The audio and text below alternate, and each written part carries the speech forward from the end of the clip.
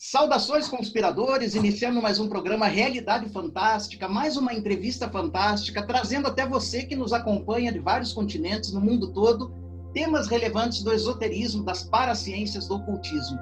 Hoje abordando nos temas mais relevantes, mais palpitantes, que já abordamos em 3 anos de canal, que é o incidente em Varginha, aquele caso que repercutiu mundialmente, supostamente relacionado a OVNIs, a ETs. E para tratar disso, nós convidamos hoje o maior ufólogo em atividade que pesquisa o caso e que nos vai dar a honra aí da sua participação. Mas antes de você saber quem é ele, aquele recadinho bem rápido. O canal Realidade Fantástica lança o seu primeiro livro, que traz a vida e a obra de alguns dos maiores iniciados da modernidade.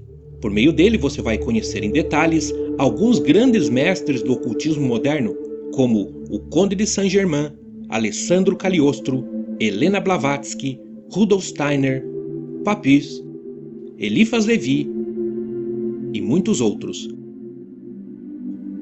Em formato digital, o livro traz ainda uma bibliografia selecionada sobre cada biografado para você aprofundar seus estudos. Adquira a obra por meio do link na descrição desse vídeo e seja bem-vindo a uma jornada pelo mistério. Recebendo aqui, com muita honra, o Marco Antônio Petit, que foi analista de sistemas, é ufólogo, escritor de renome internacional, tendo já publicado 11 livros sobre ufologia. Ele é considerado um dos maiores ufólogos hoje em atividade no mundo, veja que interessante, tendo pesquisado grande parte dos casos relevantes da ufologia brasileira e mundial. Também descobriu fatos surpreendentes em relação ao planeta Marte, que ele vem divulgando em alguns livros, e é autor do livro que provavelmente, ele vai dizer depois, é a mais completa pesquisa sobre o caso Varginha. E ele nos concordou em falar um pouquinho aqui sobre esse caso tão interessante. Tudo bem com você, Petit?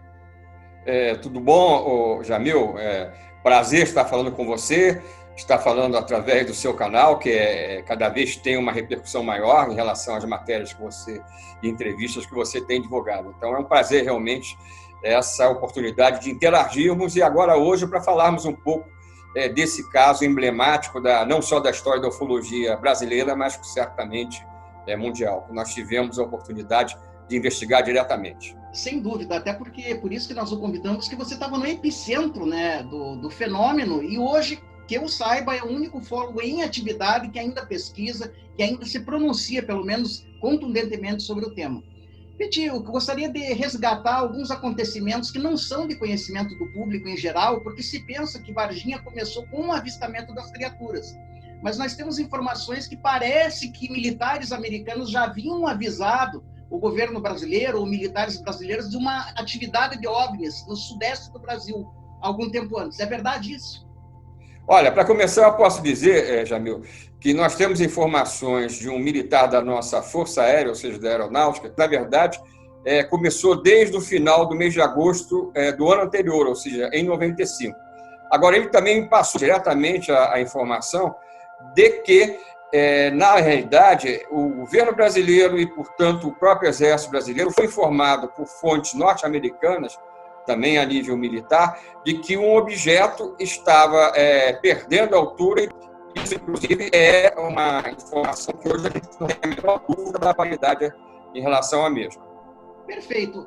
A gente sabe também que, mais ou menos em 13 de janeiro de 96, um piloto de ultraleves, né, o Carlos de Souza, ele teria avistado ali na Avenida Fernão Dias, né, na rodovia Fernão Dias, um OVNI que estava, parece que, avariado. É mais ou menos por aí? Durante muito tempo, como você mesmo colocou, agora há pouco, se pensou que o caso tinha tido início no dia 20 de janeiro de 96, que foi um sábado. Mas a partir de outras fontes informativas, e principalmente também do Carlos de Souza, que era um piloto de ultraleve e morador da cidade de São Paulo, ele alega realmente, nós confiamos plenamente nisso em relação ao seu depoimento, que, na verdade, o caso teria começado exatamente uma semana antes, no sábado, dia 13 de janeiro.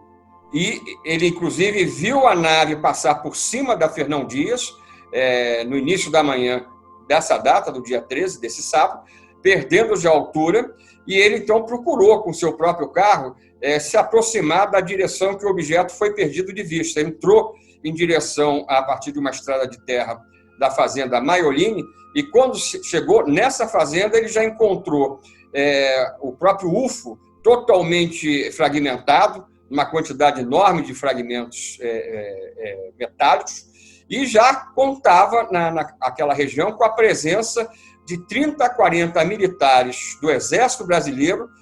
Havia, segundo ele ainda, um caminhão, ou melhor, 2 caminhões de transporte de tropa do próprio Exército, uma ambulância também do próprio Exército e um helicóptero de transporte de tropas. E esses militares estavam recolhendo, fazendo um pente fino, retirando tudo que havia sido espalhado da nave a nível dos seus fragmentos, e era colocado logo em seguida nesses 2 caminhões.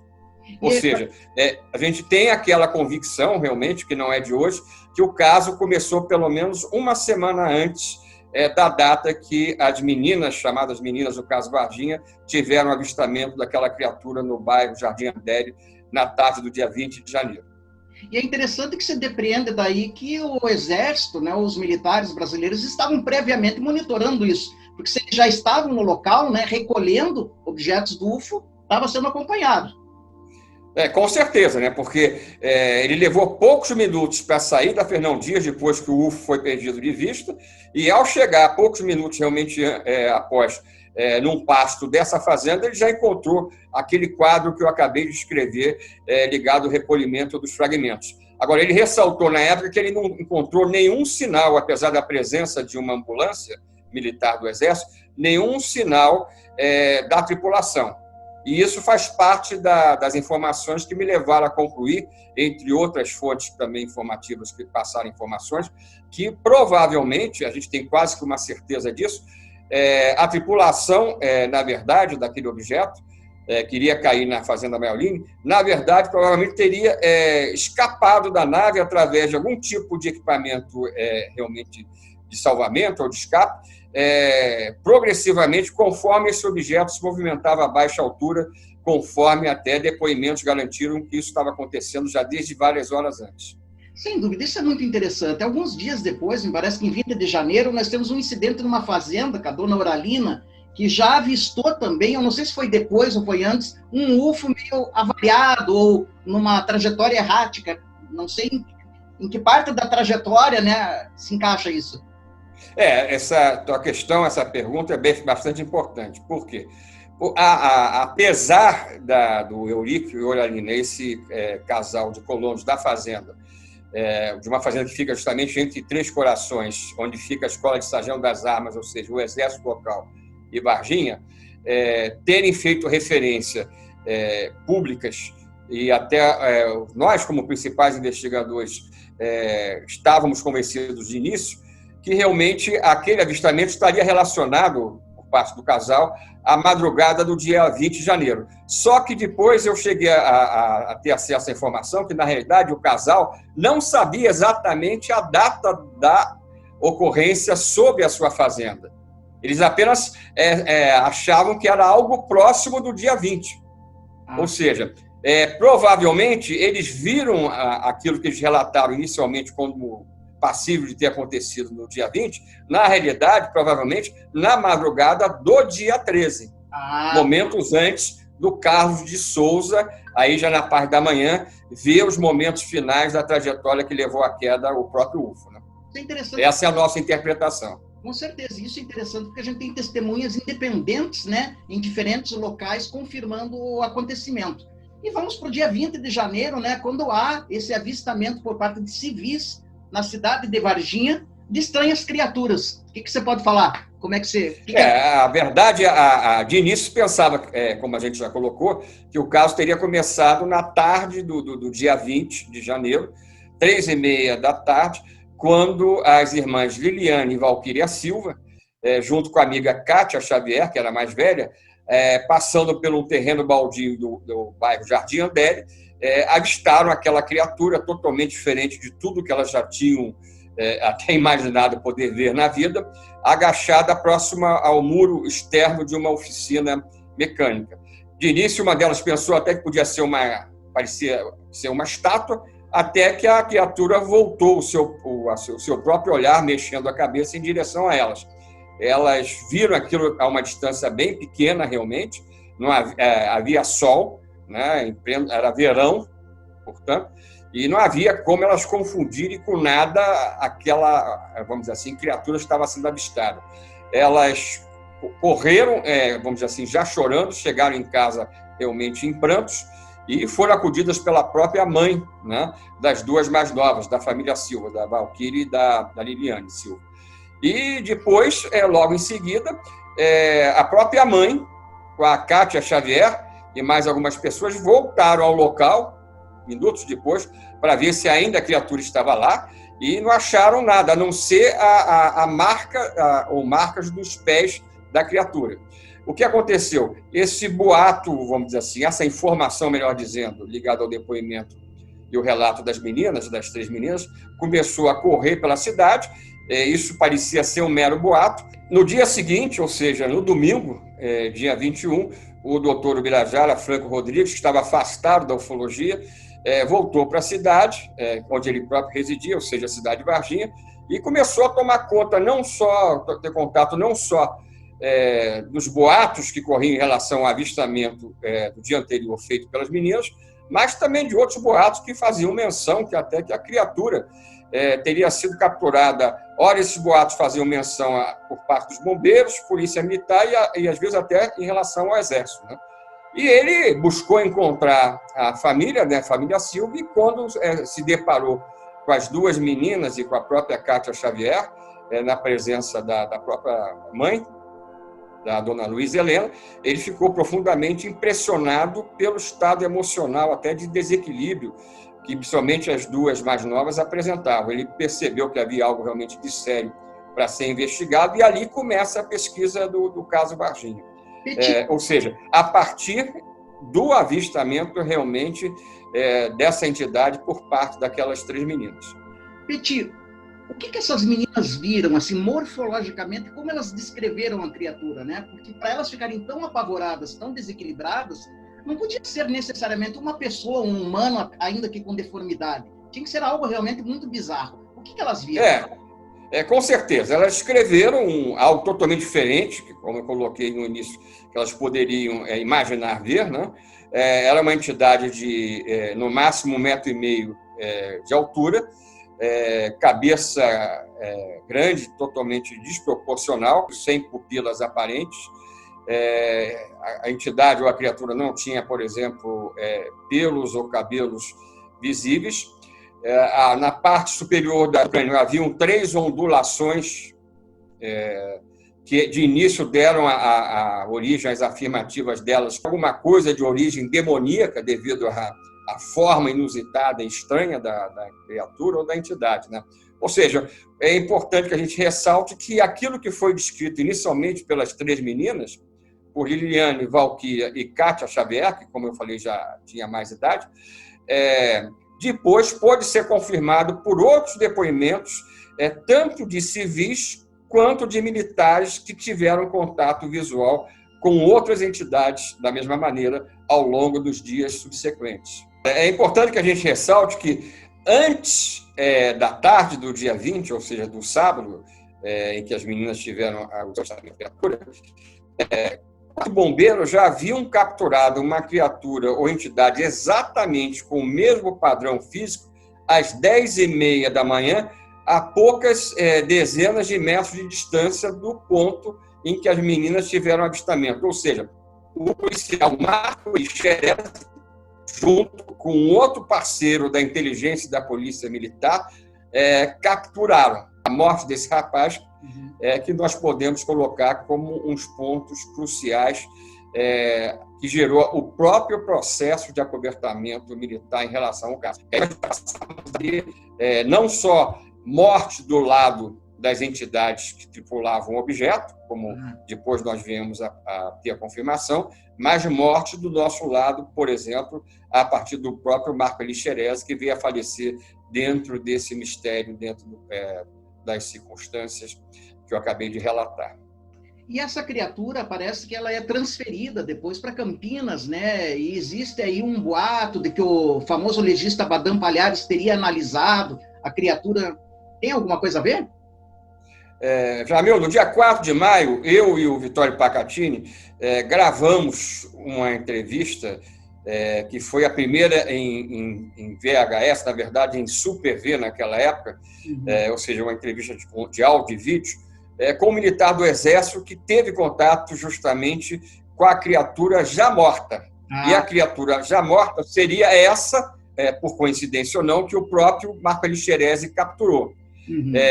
Esse militar, ele fez parte de um comboio que retirou essa entidade já morta do Hospital Humanitas. E essa mesma entidade já havia passado horas antes pelo Hospital Regional, que era um hospital, até hoje um hospital público, bem no centro da cidade de Varginha. Esse ser foi transferido justamente para o Humanitas, que era já um lugar mais reservado, onde poderia ficar mais longe, vamos dizer assim, e chamar menos atenção em relação à mídia ou à imprensa. E depois da morte desse ser dentro do próprio hospital, do segundo, portanto, esse militar participou da retirada, junto com outros colegas seus, desse ser, que foi levado prontamente para a Escola de Sargento das Armas de Três Corações. E isso aconteceu no final da tarde de segunda-feira, após o sábado do avistamento das meninas, das próprias duas capturas que eu fiz menção. O que aconteceu? No dia seguinte desse ser chegar até as instalações da Escola de Sargento das Armas de Três Corações, esse ser, e provavelmente o outro capturado na manhã do dia 20 de janeiro, pelos tais bombeiros que eu fiz menção, foram levados realmente para a cadeia do Exército em Campinas, e de lá, pelo menos a entidade ou ser morto, que a gente tem certeza que foi morto na Campinas, até porque já saiu morto, falecido da cidade de Varginha, e depois de Três Corações, teria sido realmente, apesar do senhor Badam Palhares insistir na negação até hoje, ele teria somente feito uma autópsia dessa entidade, dentro da Unicamp. Bom, eu sei que teve um incidente, Petit, com vários ufólogos, porque grandes nomes da ufologia se reuniram na cidade e estavam para dar uma declaração para a imprensa que houve um revertério por conta de uma situação lá que aconteceu. O que exatamente aconteceu? Que vocês aí prestaram uma outra declaração. O que aconteceu? No dia 4 de maio, um sábado também, foi organizada para acontecer uma reunião com mais de 60 ufólogos convidados de várias partes do país para tomarem conhecimento, desde a parte da manhã, de tudo aquilo que principalmente os dois mineiros, Vittorio Pacatini e o Birajara Franco Rodrigues, já tinham de informações, principalmente a partir de contatos com militares, incluindo esse que, no próprio dia da reunião, eu iria, junto com o Pacatini, gravar o depoimento em Super V. O que aconteceu? A proposta dos organizadores da reunião, a votação, todos iriam participar, para que os nomes dos militares que nós já tínhamos, os principais por parte do Exército, envolvidos com o caso, deveriam ser, ou melhor, ter os seus nomes divulgados para a mídia no final da tarde, quando ela poderia adentrar o recinto onde estava acontecendo a reunião. Essa votação ela aconteceu quando eu saí com o Pacatini justamente para gravar o depoimento militar, do primeiro do Exército que a gente ia ter em vídeo. Então, nós não participamos da votação. E quando eu cheguei, e o Pacatini chegou, essa votação já tinha ocorrido, e nós fomos informados, tanto pelo Birajara Rodrigues quanto pelo Claudeir Covo, que a votação tinha dado um parecer para que os nomes dos militares não fossem divulgados. Ou seja, parte dos ufólogos presentes estava com receio de se verem envolvidos com seus nomes a partir da presença na reunião que se tornaria pública para a mídia, inclusive internacional, numa situação em que nomes até, para começar, de um general seria citado do Exército. E eles votaram contra. Quando eu voltei para a reunião, depois da gravação, eu, ouvindo isso do Dr. Birajara e do próprio Claudeir, eu disse para eles, olha, se nós não dermos hoje alguma coisa que mostre que nosso grupo está comprometido seriamente com essa história, e sem nenhum tipo de receio de abrir o jogo daquilo que a gente já sabia de verdade, e estávamos tendo acesso, próxima vez que nós chamarmos a mídia, eles não vão vir porque vão achar que a gente está brincando. E os dois pensavam exatamente igual a mim, e nós resolvemos que iríamos dar os nomes, Só que não avisamos ninguém que o Pacatini, que havia sido escolhido para isso, iria dar os nomes no meio da reunião com a mídia. Então, boa parte dos ufólogos presentes foi realmente surpreendido. Só eu, o próprio Birajara, Claudeir Corvo e o próprio Pacatini, que daria os nomes, né, até porque ele foi importantíssimo a partir do momento que ele passou a ter, ou melhor, ser o nosso primeiro contato direto com os militares do Exército. O que aconteceu? Quando ele deu os nomes, boa parte dos ufólogos presentes se viu surpreendido com aquilo, porque eles não queriam participar dessa história. E até dois, na época, ufólogos amigos nossos do passado, eles se negaram a participar das revelações que não tinham a ver com esse aspecto dos nomes, depois, para falar daqueles que eles tinham descoberto em Campinas, por exemplo, que eles disseram claramente que com a presença da mídia eles não mais falariam nada. Ou seja, a partir daquele momento, todo aquele grupo se reduziu a um grupo muito menor de investigadores, porque teve até gente que abandonou a ufologia, que estava naquela reunião com receio de algum tipo de represália. Fala em represália, Petit, a gente sabe que parece que as meninas, né, as testemunhas, né, que viram a criatura, parece que elas foram visitadas por aqueles célebres homens de preto que chegaram a oferecer dólares para elas ficarem caladas, de boca fechada, ou mudar o depoimento delas para dizerem que não era nada. Isso aconteceu mesmo, é folclore?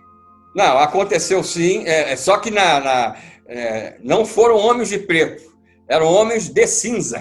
De cinza. Usavam ternos cinza. Mas hoje todo mundo fala realmente, associando a figura realmente, principalmente o passado da ufologia americana, né? Dos chamados e temíveis homens de preto. Foram 4 realmente, eles adentraram sem convite a casa da família Silva. A Cátia Xavier não estava na casa das amigas, né? Então, a proposta de suborno, literalmente, foi feita para a mãe das meninas, a dona Luísa Helena, na presença de suas filhas, e eles não chegaram a falar de cifras, mas falaram que eles poderiam mudar a vida delas de uma hora para outra, desde que elas aceitassem, ou seja, as filhas da própria dona Luísa, ou seja, Liliane e Valquíria, se aceitasse irem numa outra televisão, que não foi dita qual seria, para contar uma história que seria, na verdade, um desmentido de qualquer coisa que pudesse relacionar a questão ufológica ao avistamento daquela entidade.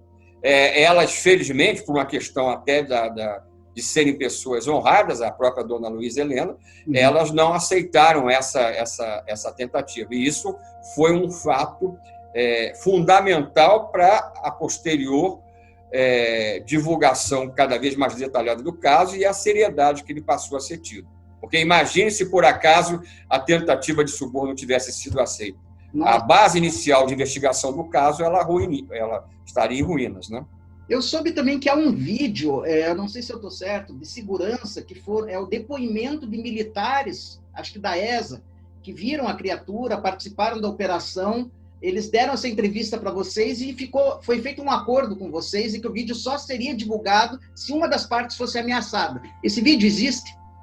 Na verdade, Jamil, são vários vídeos. São vários vídeos e áudios também. Mas a parte realmente mais importante é o material gravado, como eu falei, em Super V. Um desses foi gravado por mim mesmo, usando a câmera de Super V do Dr. Birajara, que não participou desse momento, ele estava na tal reunião, como eu fiz menção, quando eu saí com o Pacatini, ou seja, esse vídeo inicial, o primeiro feito com o militar do Exército, ele mostra, durante 45, 47 minutos aproximadamente, esse militar do Exército, que sabia uma boa parte de toda a história, dando um depoimento ao Vittorio Pacatini, na forma de uma entrevista. E eu fui a pessoa responsável por essa gravação. E depois foram feitos outros documentos gerados, outros documentos também, vídeo, e o acordo que foi feito realmente com esses militares foi o seguinte: caso eles fossem identificados como aqueles que estavam conversando conosco e fossem punidos, esses vídeos seriam passados para a mídia, para que até a gente pudesse pensar numa segurança maior para essas pessoas que colaboraram conosco e podiam estar realmente em situação difícil, porque legalmente eles podiam ser punidos. Claro. Ao conversar conosco. Por quê? Porque como o caso foi considerado ultra-secreto, eles não tinham como não entrarem, vamos dizer assim, em algum tipo de punição objetivamente falando, com os cumprimentos que eles estavam fazendo em prol da verdade, é claro, independente disso, da ufologia, da verdade, da presença daqueles seres ligados ao caso. A outra situação que permitiria, por nossa parte, a divulgação de todo esse material seria se nós realmente, enquanto pesquisadores, sofrêssemos algum tipo de processo, qualquer tipo de problema por parte das forças militares. Como até hoje não aconteceu nem uma coisa nem outra, até hoje o que a gente pôde fazer foi divulgar amplamente o conteúdo das informações recebidas desses militares. 99% das informações foram dadas. As únicas coisas que não foram dadas seriam aquelas coisas mínimas, que não têm importância para o entendimento do caso, mas que poderiam servir para a identificação dessas nossas fontes. Perfeito. A gente está se encaminhando para o final, Petit, mas eu gostaria de te perguntar uma coisa bastante interessante. O que foi feito das criaturas capturadas? Existe também um comentário de que um avião do exército americano teria descido lá e levado para os Estados Unidos. O que você sabe disso? Olha, um dos últimos militares que eu tive contato, e eu tive contato com ele por 2 vezes, que na época dos fatos era um capitão, ele participou diretamente de parcela desse caso, não dentro do sul de Minas, mas já na cidade de Campinas.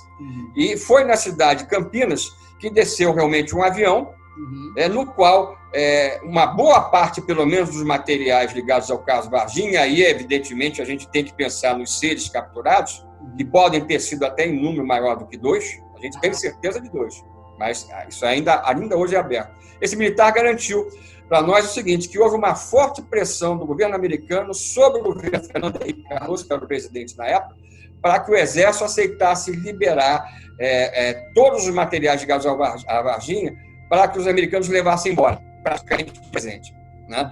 E esse militar, ele disse para mim o seguinte, que ele não participou desse embarque final, mas ele estava no grupo de militares do Exército que repassou na cidade de Campinas para esse grupo final do Exército que cuidou do embarque. Então, ele não foi capaz de me dizer, com 100% de certeza, se realmente foi tudo ou não para os Estados Unidos da América. Mas ele me garantiu que a pressão sobre o governo brasileiro, isso teria realmente acontecido para que fosse tudo levado embora, vamos dizer assim, entre aspas, de presente.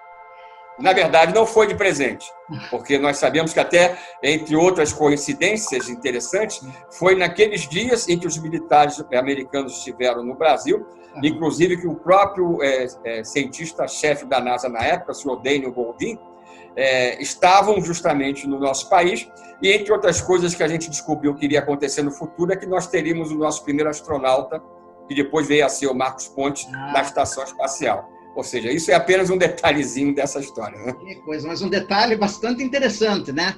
Aí, com certeza. Acordo internacional. Petit, bom, a gente sabe que você é autor, né, de talvez a pesquisa mais completa publicada sobre o caso Varginha, que é Varginha, Toda a Verdade Revelada. Esse livro foi publicado pela revista UFO, ele está disponível ainda? Como é que a gente consegue? Como é que as pessoas podem comprar? Olha, esse livro, a minha parte da segunda edição, já está esgotada. Mas eu sei que, pelo menos até poucos dias atrás, a revista UFO ainda tinha alguns poucos exemplares da segunda edição para serem adquiridos no seu site, por meio do seu site. Agora, nós lançamos agora, em março, agora, poucos meses atrás, portanto, uma série, um projeto de parceria com o Espaço Consciencial Cosmos aqui em São Paulo, numa parceria com a responsável pelo mesmo, a Cris Amaro, que é uma série de entrevistas extremamente detalhadas, todas elas amplamente ilustradas em termos de fotografias, que tratam, cada uma delas, de um assunto dos principais que eu me envolvi a nível de pesquisa ao longo dos meus mais de 40 anos de atividade pública. E uma dessas entrevistas é justamente específica sobre o caso Varginha. É um material com aproximadamente 1h30, ilustrado, que a gente coloca até nele documentos oficiais ligados ao caso do Exército Brasileiro, para você ter uma ideia. Que coisa. Então, aquelas pessoas que queiram conhecer esse nosso material, eu vou dar o meu WhatsApp, não só que pode ser usado para terem acesso e o encaminhamento para chegarem a poderem adquirir esse tipo de material, não só sobre Varginha, mas outros temas também do meu trabalho, mas também para tomarem conhecimento e serem avisados, por exemplo, dos meus eventos online que estamos fazendo nessa fase de pandemia e receberem também outras notícias sobre as nossas atividades, né? Perfeito. Então, você recebeu aí um número do WhatsApp onde você pode adquirir esse material sensacional, pesquisa da mais alta qualidade. A gente está conversando, pessoal, com um dos maiores ufólogos hoje vivos do mundo, né? E a gente conhece aí de décadas o trabalho dele, a seriedade, e a gente chancela aqui no canal Realidade Fantástica, que realmente vale a pena você conhecer. A gente está deixando aí no GC, mas também na descrição do vídeo, o caminho para você adquirir esse material. E o restante dos teus livros, Petit, ainda estão sendo publicados ali pela...